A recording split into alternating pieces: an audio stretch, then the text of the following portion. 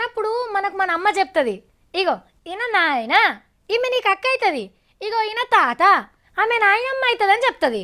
అట్లనే గుడికి తీసుకుపోయి నాన్న దేవుడికి దండం పెట్టుకో, మంచిగా దండం పెట్టుకోవాలి, మన కష్టాలు తీరుస్తాడని చెప్తుంది.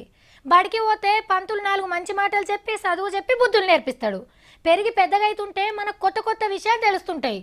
అప్పుడు ఏ చిన్నప్పుడు మీ అమ్మ తప్పు చెప్పింది, ఆయన మీ నాయన కాదు, మీ పంతులు నిన్ను మొత్తం ఆగం చేసిండు, దొంగతనం చేసేట్లనో నేర్పించలేదు అని అంటే మీకు కోపం వస్తుందా రాదా? మరి ఇప్పుడు గీ సారు ముచ్చట కూడా ఇట్లనే ఉన్నదులా. గీ సార్ను మంచిగా చూడుండ్రి. చూసిండ్రా, పేరు రామ్ బహదూర్ రాయ్.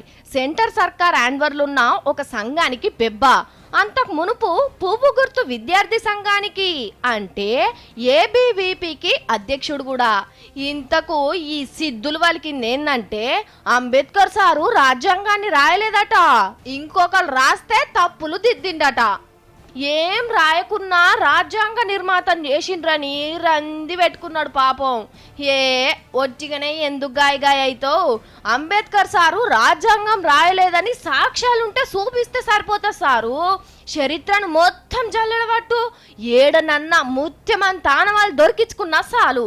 ఈ ముచ్చట తెలవకనే మోడీ సారు మొన్ననే అంబేద్కర్ సార్ పుట్టినరోజు పండుగను పెద్దగా చేసిండు.